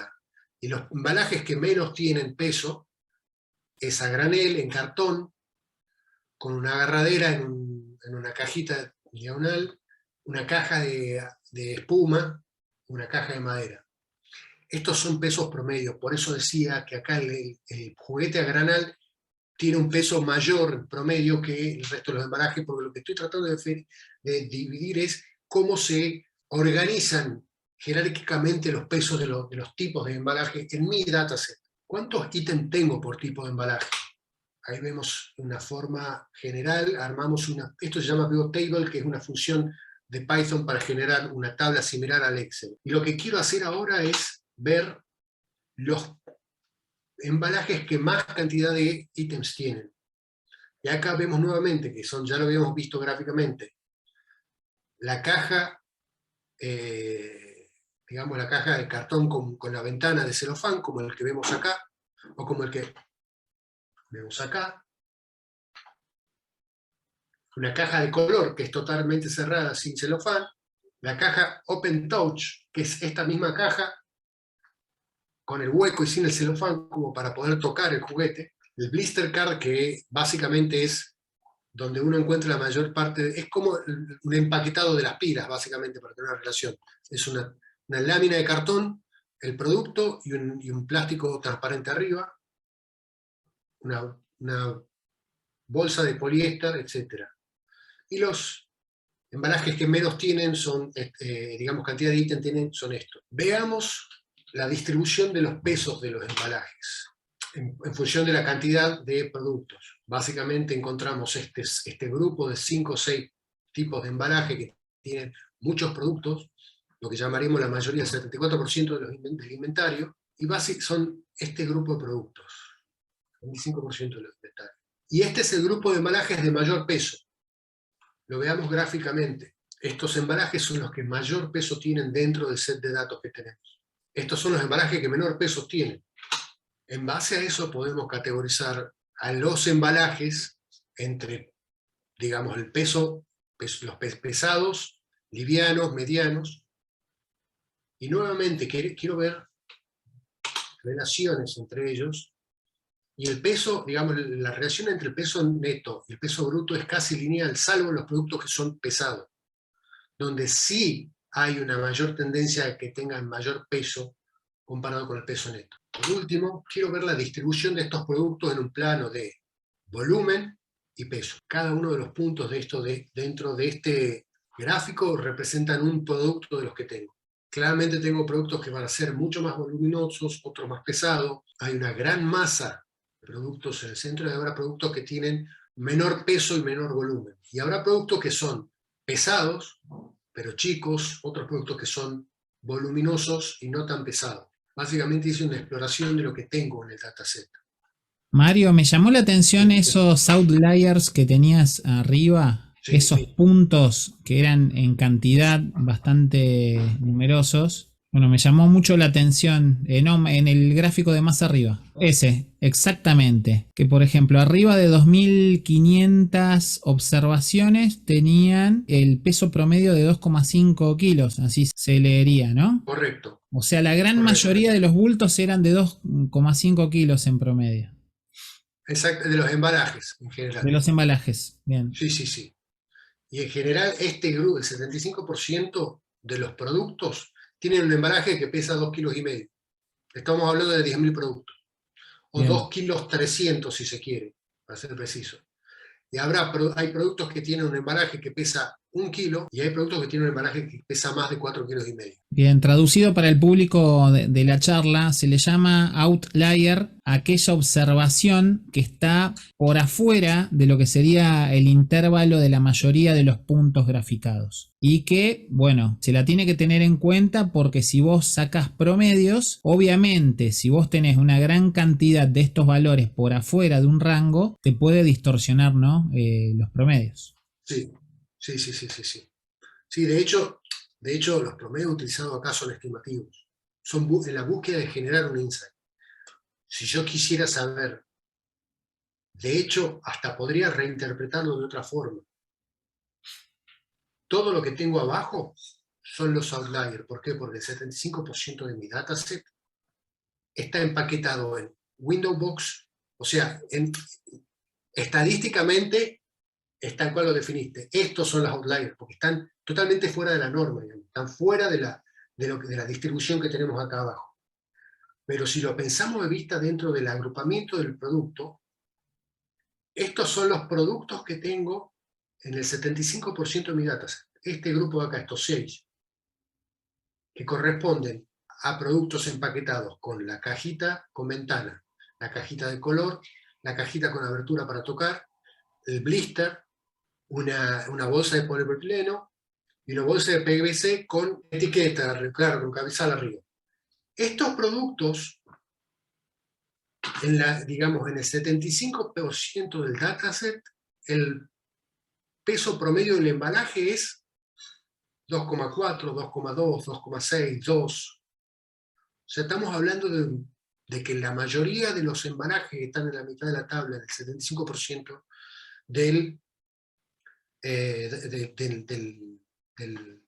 digamos, del dataset que tenemos. del inventario en realidad, porque a ver, ese dataset es una representación que puede ser equívoca del inventario, que asumimos que no lo es, pero entendemos de que puede haber errores, porque tiene un sistema de gestión, como lo dijimos, bastante artesanal. Entonces, básicamente, en este grupo, la mayoría de los productos nuestros tendrán 2,5 kilos de embalaje. Hay un grupo de embalajes bastante más pesados en promedio, otro más liviano, y acá tenemos una distribución casi lineal, o sea, el embalaje no hace la diferencia sustancial en el peso del producto final, salvo en algunos casos donde sí hay un peso mayor. Estamos hablando de un producto que tendrá un peso bruto de 30 y pico de kilos, 35, y un peso neto de tal vez 20 y pico. Son embalajes pesados, si se quiere. Y acá hay una distribución que es solamente de forma visual, de tener la siguiente referencia. Estos productos están distribuidos de un montón de formas. Tendré acá una canica, una bolilla. Yo creo que hay gente acá que todavía se acuerda. Nosotros jugábamos a las bolillas cuando éramos chicos, que eran unas pelotitas de cristal que se las tiran, y de golpe acá tendremos no sé, un set de herramientas para niños, o una batería para chicos pesada. Acá tendremos alguna carpa que tiene más de 0,6 metros cúbicos, o una casita, un fuerte, whatever. Tenemos distintos tipos de juguetes, pero que están distribuidos en una distribución irregular, con distintos volúmenes y distintos pesos. En este dataset yo creé una nueva variable, que es el empaquetado, el peso del paquete, o del embalaje, o del empaquetado, que no existía. Porque a partir de esta variable y de esta explicación en la cual el paquete en este segmento sobre todo tiene un efecto muy importante en la percepción del producto y sobre todo a qué segmento de clientes yo apunto, y que al hecho de que el embalaje en la carga, ya sea por volumen o por peso, me va a generar mayor costo de flete, con lo cual voy a tener un impacto de mayor costo en el producto al arribar al puerto y en última instancia al consumidor, y eso va a repercutir en un precio mayor, teniendo en cuenta estas dos variables de partida doble, le digo yo, porque ambas suman a la otra. El embalaje es percibido como mayor calidad, suma más peso, suma más precio, entonces tengo que ponerle, digamos, el valor va a ser mayor en un segmento de clientes de un determinado poder adquisitivo, y embalajes que tengan menor tamaño, menor peso, que sean percibidos como de menor calidad, van a tener un costo de flete menor, y el resultado va a ser de que debo de apuntar esos productos a otro segmento de clientes, o en realidad a determinadas cadenas de supermercados cuyo segmento de clientes sean los consumidores de este producto. Teniendo estas ideas en mente y teniendo data que no está clasificada, o sea, no tengo X y Y, solamente tengo esta data, elijo utilizar un algoritmo de aprendizaje no supervisado de aglomeramiento de clúster. En particularmente la técnica que yo utilizo se llama clúster jerárquico. Tengo un dataset que filtré porque eliminé voy a tratar de hacerlo lo más dinámico posible, es un poco técnico esta parte, pero ya filtré el dataset. Por eso es que no tiene 10.000 productos. Y los filtro, ¿por qué? Porque esos productos no me sirven para, digamos, esas entradas, no productos. Tengo una columna más, los mismos tipos de datos, el peso del producto que está como número, hago una descripción y puedo interpretar las variables que tengo, los promedios, cada uno de los cuartiles, el máximo, el mínimo, el desvío estándar. Y hay un factor que a mí siempre me gustó porque permite determinar el tipo de carga con el que estoy trabajando, y aunque a sabiendas estas son todas cargas de volúmenes, quiero ver cuán voluminosas son en realidad en función de su peso, que es el factor de estima. El factor de estima es una operación que nos calcula en función de cuántos metros cúbicos ocupa, digamos, cuántos metros cúbicos ocupa una tonelada. También puedo trabajarlo en otras medidas. De hecho, yo acá estoy convirtiendo porque tengo en kilogramos y el volumen lo tengo en metros cúbicos, pero los pesos los tengo en kilogramos, por eso lo divido en mil. Yo ya sé que todo esto no es pepita de acero, no es grano, no son productos pesados, cuyo factor de estiva será menor a 1, ya que un metro cúbico, digamos, una tonelada es menos de un metro cúbico. Todos estos productos son productos sumamente livianos que van a ocupar varios metros cúbicos por tonelada, pero lo calculo igual porque me va a permitir tener una óptica de qué tipos de embalajes o cuánto embalaje hay dentro de un producto que no es pesado, si se quiere, o cómo distribuirlo a los productos en función de su precio intrínseco neto y su volumen final de empaquetado. Entonces, distribuyendo el factor de estiva, lo que me indicaría acá es que cuanto más grande, estoy hablando de productos que tienden a ser, por la misma unidad de peso, más voluminosos. Pero estos productos están analizados desde el embalaje. Y tomando en cuenta el peso del embalaje, obviando el peso del producto, tengo una distribución que era distinta, pero en la cual estoy mirando cuán voluminosos son los embalajes y cuán pesados son los embalajes. ¿Por qué? Porque lo que quiero segmentar, o por lo menos como teorizo yo, es de que, así como hay clientes que se enojaron porque recibieron un pedido que no estaba de acuerdo al segmento de clientes que ellos tienen en su supermercado, también debe haber habido clientes que recibieron productos cuyo valor era más alto del segmento de clientes a los que ellos apuntan de acuerdo a su clientela, digamos, si se quiere, local. El ámbito de los clientes, de qué hizo cada uno de los clientes, no lo sé porque este proyecto terminó acá y no continuó por distintos factores. Pero una segunda etapa, que era un poco más simple, porque como dijimos eran cadenas de supermercados, era hacer una segmentación de clientes para entender qué product mix armar en función de estos productos que habíamos analizado y estos clientes que teníamos del otro lado. Estoy eliminando toda variable que sea menor o igual a cero. ¿Por qué? Porque no puede haber paquete que tenga valor cero. No existe un paquete empaquetado. Inclusive los juguetes a granel tenían paquete 1, debe ser porque los mandarán en alguna bolsa o en el mismo embalaje del pallet. Ahora, ¿qué voy a hacer? Voy a hacer una normalización de datos. ¿Por qué? Porque cada una de estas variables está en distintas unidades. ¿Qué es lo que hace la normalización? Convertir todos estos valores de distintas unidades en valores de 0 a 1. Entonces los números más grandes van a ser 1, los números más chicos van a ser 0, pero sobre todo voy a eliminar la variable unidad de medida de cada una de mis columnas. Y perdón, no entro en los detalles técnicos de cada cosa porque realmente nos llevaría muchísimo tiempo.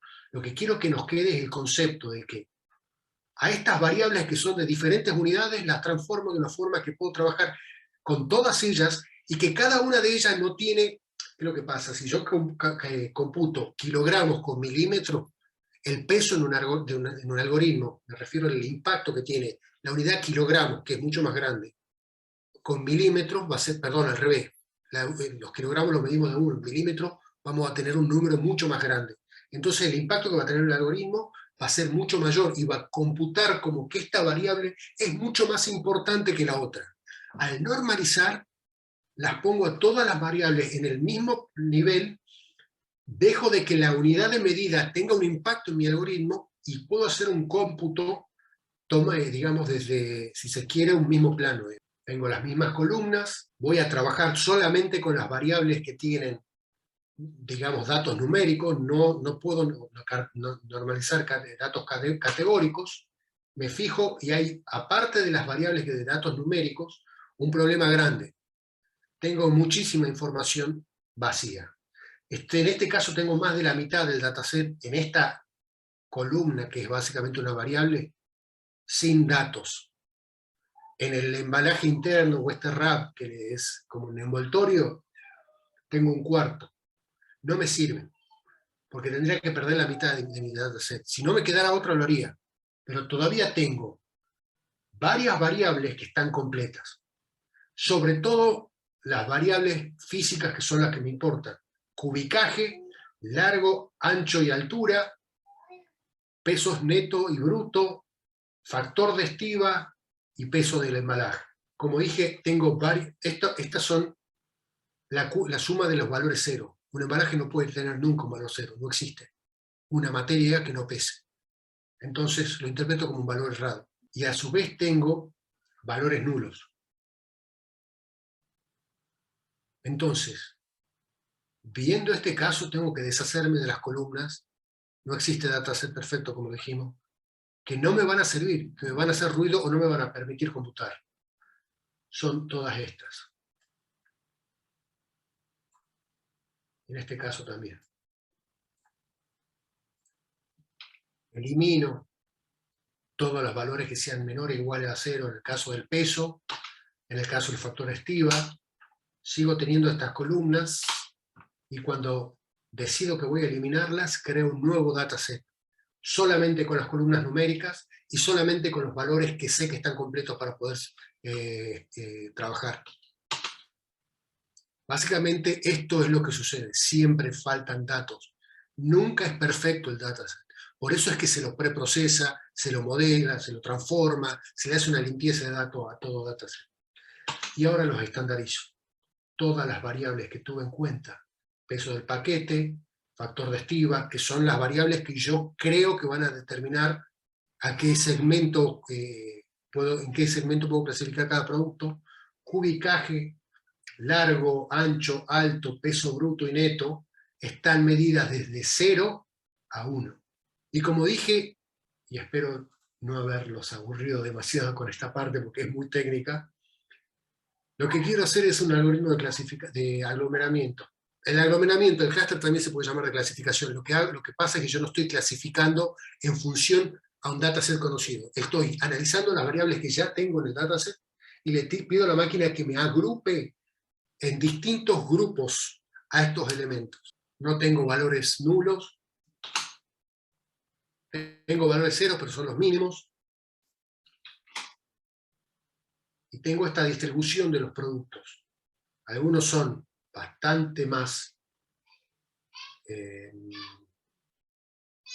Perdón, creo que están confundidas las unidades. Bueno, está bien. Algunos tendrán un mayor factor de estiba, otros tendrán un mayor peso, pero todo está medido de 0 a 1. Voy a crear un dendrograma. ¿Qué es eso?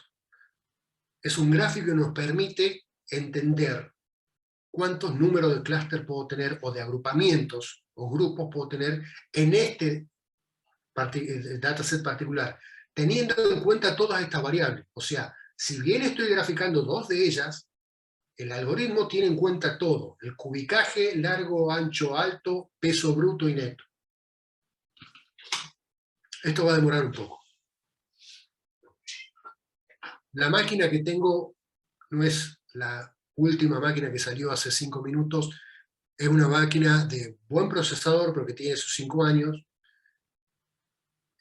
A lo que voy con esto, es una máquina que la tendría cualquiera persona que trabaja con una computadora. Es del 2016, 6 años ahora. Pero bueno, eso que veían ahí pensando es lo que demora la máquina de un dataset de 10.000 entradas y 4, 6, 8 columnas en procesar un dendrograma. Lo que quiero decir es, todo eso es procesamiento que hace la máquina, en base a estadística y en base a distancias que tienen cada uno de los puntos con respecto al núcleo.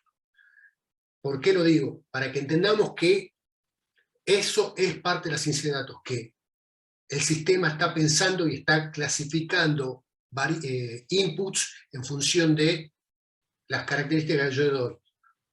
Solamente para dar dos datos puntuales, pues no quiero tampoco entrar en todos los detalles, utilicé el método complete. Está el single, el agrupative, el word, hay distintos métodos, pero yo utilicé este porque probé con el algoritmo jerárquico, con el k-means, con muchos métodos distintos, y no obtenía un resultado que sirva realmente. Con este método tengo 5 grupos grandes que están segmentados por los colores mismos del gráfico este.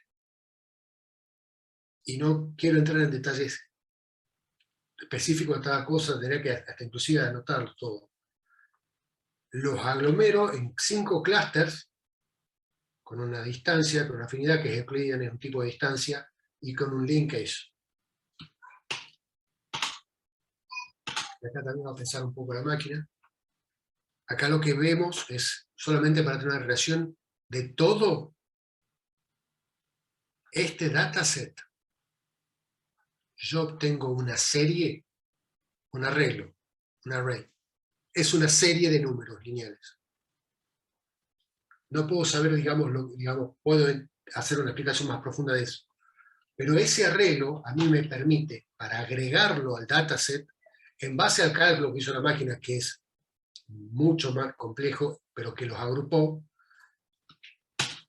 y entender a qué clase de agrupamiento pertenece cada uno de los productos del dataset, en función de sus condiciones físicas de paquete, de empaquetado y del peso, digamos, y todas las variables que vimos, en resumen. Tengo 5 grupos distintos. Productos que tenderán a ser más pesados, pero no exclusivamente los que son más pesados, porque de hecho acá hay productos de color violeta, productos que tienden a ser más voluminosos, productos que tienden a ser relativamente voluminosos y pesados, productos que son de bajo peso, de bajo volumen, de bajo peso de empaquetado, de bajo peso bruto, pero que no necesariamente son de los más livianos. Hay productos que tendrán vamos a ver ahora más detalles del clúster, de cada uno de los segmentos, que no necesariamente un producto de acá pertenece a un clúster y un producto de acá pertenece a otro. El algoritmo toma todas las variables que le di, que son peso de embalaje, factor de estiba, cubicaje, largo, ancho, alto, porte bruto, perdón, peso bruto y peso neto, y asocia esas variables en base a cercanía o afinidad, distancia en realidad, el algoritmo funciona así. Interpreta que lo va aglomerando, interpreta que cada uno de los productos es un clúster en sí mismo. Y los va aglomerando en función de la cercanía que tiene cada uno de ellos con el otro, en función a los datos que yo le di, y va creando grupos entre ellos. Por eso es que termina aglomerando hasta un solo grupo, que es todo el conjunto. O sea, va desde cada unidad agrupando hasta crear el conjunto grande. ¿En base a qué? A la cercanía que cada una de las variables tienen entre sí.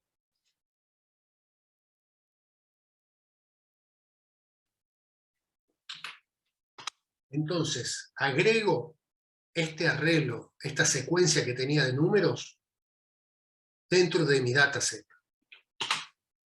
Y lo que obtengo es una variable que me permite entender a qué grupo pertenece cada uno de los productos. Dijimos que teníamos 5 grupos. Me interesa hablar después en detalle del grupo 2, del clúster 2. Esto es el peso del embalaje de cada uno de los clústeres. Digamos, cada uno de estos es un producto. Vemos que en el grupo 4, esto está medido de 0 al número. En Python el primer número de todo contiguo es 0. Vemos que en el grupo 4 tenemos los productos con peso de embalaje más alto. En general, en el grupo 1, 3 y 5, tenemos una distribución de peso promedio, si se quiere, comparado con los otros, porque el gran número también tiene un montón de productos que están en este nivel, y los productos del clúster número 2 son los que menor peso tienen. Desde el punto de vista del peso neto del juguete, no existe una diferencia sustancial entre el grupo 2, 3 y un poco el 4, sí, los juguetes del grupo 5 son bastante más pesados que el resto, y el grupo 1 suele ser un poco más liviano, el peso del juguete estoy hablando, que es conocido, no sabemos la dimensión del juguete. El volumen del empaquetado también se comporta de una forma particular. Los productos que tienen el embalaje más pesado son también los más voluminosos.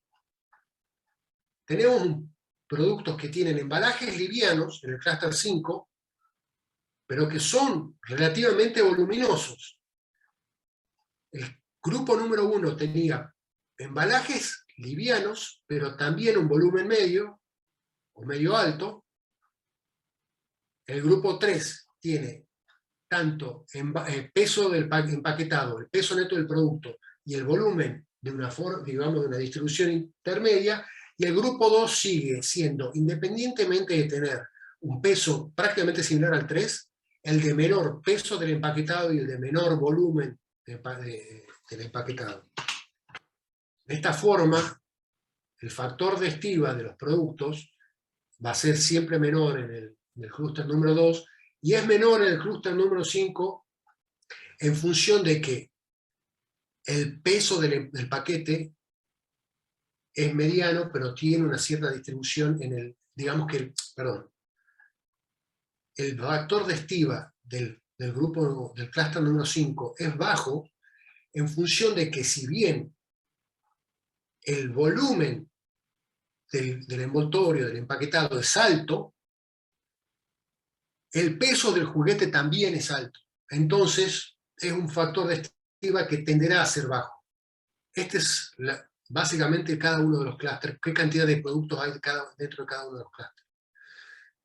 El 3 tiene cerca de 3.000 productos, el clúster número, este es el 3, el violeta.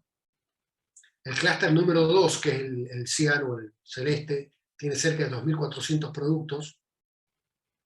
El clúster número 1, que es el 0, color verde, tiene 2.200 productos. El clúster número 1, que es el segundo grupo, el rojo, tiene 1.327 productos. Y el último clúster tiene 261 productos. Este grupo son de productos de, si se quiere, peso medio, volumen medio, factor de estiva medio, con una tendencia a ser algo voluminosos. Este grupo, que es el celeste, es donde claramente vemos factor de estiva alto, peso neto alto. Un grupo de productos que son voluminosos, que son el violeta en general, y con embalaje pesado. Un grupo de productos que es el último, que es bastante pesado y bastante voluminoso. Y el grupo número 2, que son el clúster 1, de 1.327 productos, cuyos embalajes y cuya, digamos, tanto peso y volumen de embalaje son livianos, poco voluminosos, y el producto no es muy distinto que digamos, el peso de los productos de este segmento no es muy distinto que el del segmento siguiente. Yo interpreto que estos productos son los que tienen los embalajes de peor calidad y de peor, digamos, y de menos, y apuntados a digamos, si se quiere, a un segmento de clientes, digamos, si se quiere, de un menor poder adquisitivo. Si lo queremos ver numéricamente, el conjunto 2, el clúster 2, que son los productos rojos, no son sustancialmente más pesados ni más livianos que el clúster 1. Sí tienen un peso menor o algo menor en el peso bruto, pero sobre todo porque su embalaje es mucho más liviano. Y su factor de estiva, en promedio, no es necesariamente más bajo.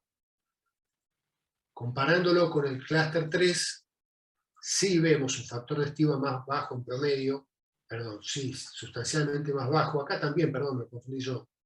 ¿Por qué? Porque son embalajes más chicos, con peso más chico en promedio, pero no tenemos un producto que tenga un peso menor.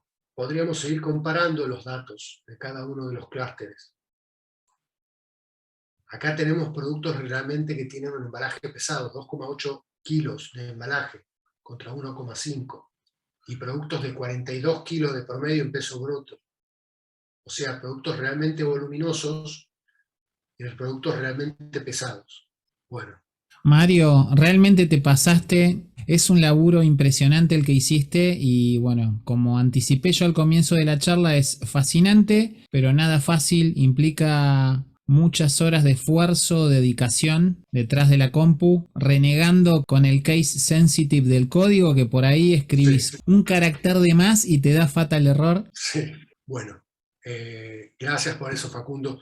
Lo que me queda son básicamente 2 slides más. Este no seguramente no es ni el mejor código, seguramente no es ni el mejor proyecto, seguramente habrá más de una solución y seguramente habrá otro camino para sacarle valor al mismo dataset con errores, productos faltantes, sin metadata, sin un montón de atributos que son necesarios y que realmente simplifican mucho el trabajo. El objetivo mío era el siguiente. Este proyecto está hecho en una empresa que no tiene sistema de gestión, no tiene infraestructura de datos. La única infraestructura de datos que tiene es una máquina antigua con una persona que completa un Excel a mano, que se equivoca para mantener un inventario. No estamos hablando de cloud, no estamos hablando de infraestructuras, no estamos hablando de bases de datos, de SAP, nada de eso. Es un Excel, un programa de código abierto que no sale nada. No buscaba mostrarles el mejor proyecto, digamos, que podía mostrarles. Les mostraba el proyecto que hizo, como dije en el 2019, un científico de datos que tenía menos de un año de recibido, que no sabía en una empresa que es más pequeña que mediana, y en un dataset que era susísimo. Ese fue el objetivo de esto. Los datos están mucho más al alcance de la mano de lo que creemos. Sí, no hay que pensar de que voy a hacer una red neuronal que va a predecir el comportamiento de mis clientes cuando tengo una empresa o cuando estoy en un equipo o cuando estoy, digamos, de una pyme o cuando estoy en una empresa grande que todavía le falta acortar el gap hasta llegar a las mejores prácticas de los datos. El objetivo mío es decirle, el dato es un producto residual de cada uno de los procesos logísticos. No existe proceso logístico en los que no haya un Excel, porque así yo gestiono un almacén pequeño en mi empresa unipersonal que tiene 15 productos, solamente en mi mente. Lo primero que debería hacer es escribirlos en un Excel y posteriormente empezar a sacarle valor. Seguramente algún purista de la ciencia de datos me dirá, no, usar Excel no es ciencia de datos. Yo tengo un approach que es cualquier herramienta que te permita explotar y sacarle valor al dato, si es o no es ciencia de datos, no me importa, a mí me importa el valor final que obtengo de la explotación de esos datos. Entonces, quiero cerrar con mi idea. En cada proceso logístico, el producto residual, la ceniza de ese proceso de quemar, digamos, de los procesos logísticos, es el Excel, es la tabla de datos. Hacer alquimia es convertir cenizas en oro. En los datos se puede hacer alquimia. Yo puedo explotar los datos, que son básicamente números abandonados, inclusive si tenemos data histórica, de la data histórica que sea, para sacarle valor. Esto fue una clasificación. Tal vez alguno de esos productos del grupo rojo sea un excelente producto y no deba apuntarlo a un segmento de menor poder adquisitivo. Y tal vez esos productos voluminosos del segmento color oliva, que es ese amarillo medio verdoso, sea un pésimo producto, pero ya por el hecho de que sea pesado y voluminoso, me va a implicar un costo de flete más alto, un costo final a mi cliente más alto y un costo final al cliente final de ese cliente final que va a ser más alto. Entonces, puede que tenga errores, seguramente los tendrá, no los pude corroborar yo, porque, digamos, se lo entregué al producto final, después se acabó el proyecto. Ahora, no hay motivo por el que no deberíamos empezar a utilizar los datos. Y los datos están mucho más cerca de lo que tenemos, digamos, de lo que nos imaginamos. Es tan simple como tener un Excel, descargar un programa gratuito de código abierto, tal vez hacer un curso que para una empresa de mediana a gran envergadura no es representativo el costo, y segundo, empezar a pensar que en cada proceso acá hay cenizas que pueden ser transformadas en oro. Bueno, les agradezco mucho por esta charla. Soy Mario Mauvecin y gracias Facundo también a vos por haberme invitado. Mario, el agradecido soy yo y bueno, esta comunidad logística que estamos construyendo, denominada Charlas Logísticas, sin darnos cuenta, transitamos más de 2 horas de webinar, o sea, prácticamente tuvimos un curso de Data Science, Mario. Les agradezco, te agradezco a vos por eso y les agradezco por haberse quedado. Realmente a mí la logística me llegó a apasionar, me sigue apasionando, me parece una disciplina integral porque está en todos lados. La ciencia de datos también está en todos lados. Entonces, creo que pueden acercarse una a la otra, creo que hoy en día son necesarias ambas, y bueno, realmente lo que quería transmitirle es nos acerquemos a los datos, nos hagamos amigos de los datos y veamos que podemos transformar algo que es un archivo olvidado en el disco rígido de una computadora vieja en algo de realmente valor.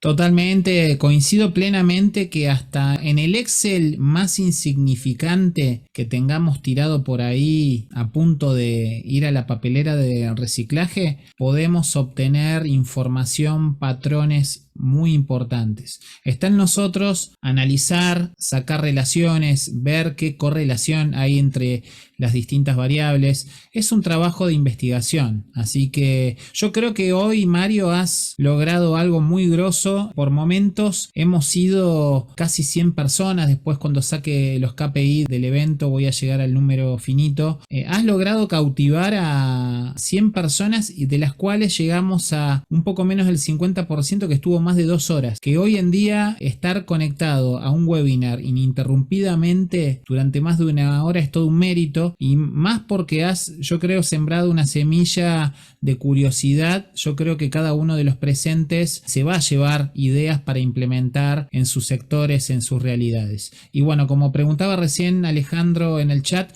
sí, esta charla está siendo grabada, va a ser editada y posteriormente la vamos a subir a nuestro canal de YouTube. Yo les compartí los links de las redes sociales, LinkedIn, Facebook y YouTube, para que nos sigan. Así, una vez estando suscriptos en nuestro canal, ni bien esté subido el video, van a poder acceder a ver el replay de este encuentro. Un último chivo, Facundo. Bueno, soy yo, Mario Movesín, estoy en LinkedIn. Cuando quieran contactarme, a mí me gusta hablar de este tema y lo que necesiten, estoy por ese medio. Creo que está mi mail por ahí también. No me acuerdo si lo puse, pero bueno, si no lo puse, me van a encontrar por LinkedIn.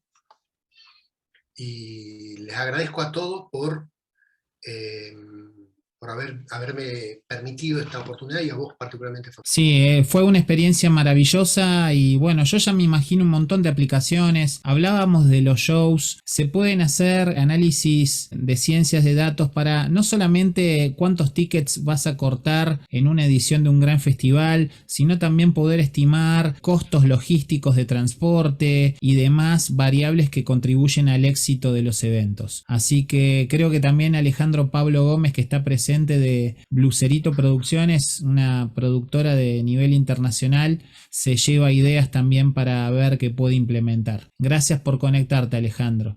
Y bueno, todo el resto, ya estamos pasadas casi las 8:15 de la noche, creo que no nos quedaría tiempo para hacer una sección de preguntas y respuestas. Lo que les propongo a ustedes, si les parece, si tienen alguna duda, yo estuve viendo el paneo de todas las preguntas que hicieron al momento de la inscripción. Vos respondiste absolutamente a todas las preguntas. Si querés después las chequeamos, pero hiciste un recorrido por la fundamentación de por qué es necesario utilizar ciencias de datos para analizar precisamente este gran tesoro que tenemos, que son los datos. Aprovecho para, antes de despedirnos, si hacemos nuestra ya clásica selfie de despedida. A la cuenta de 3 hacemos cuernitos, puño en alto, pulgar arriba, mano abierta, lo que ustedes quieran. Es totalmente libre. A la cuenta de 1, 2, 3.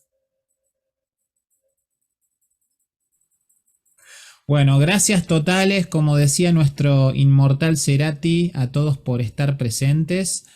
en la charla 22. No se olviden, el próximo 21 de abril vamos a seguir hablando de la data science, pero desde el punto de vista de la gobernanza, que es otro tema muy interesante de cuáles son los criterios de gobernabilidad de los datos, ¿no? Porque es un arma de doble filo, Mario, ¿no? El tema de la gobernanza de datos, qué datos y quién los puede manejar, qué nivel de apertura se puede tener, hasta qué cierto punto, y más que nada hoy teniendo en cuenta la coyuntura actual que nos tiene un poco en velo, como es por ejemplo la situación de guerra que tenemos en Ucrania con Rusia, ha alterado toda la logística global, así que bueno, va a estar muy interesante este encuentro. Así que bueno, Mario, gracias Gracias, totales Facundo. nuevamente por estar. No sé si alguno de los presentes quiere decir unas palabras de despedida. Bueno, Elisa manda saludos de Uruguay. Bueno, Matías también, Luisa también. No sé, ¿alguno quiere decir algunas palabras? Hola, hola,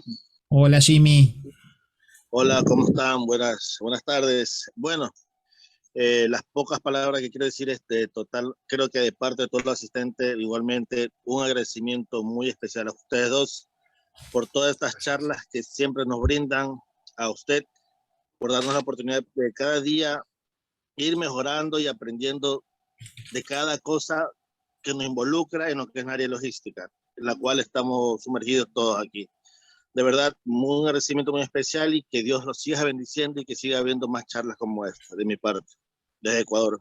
Vamos Ecuador, muchas gracias. Les acabo de pegar en el Un chat gusto. del Zoom el link del perfil de LinkedIn de Mario para si tienen alguna duda puntual que quieran hacerle, alguna inquietud, que les tire un centro, como decimos en Argentina, para ver la posibilidad de implementar Data Science en sus operaciones. Bueno, están a disposición. O siguen en contacto con nosotros en la red de charlas logísticas, no hay ningún tipo de problema.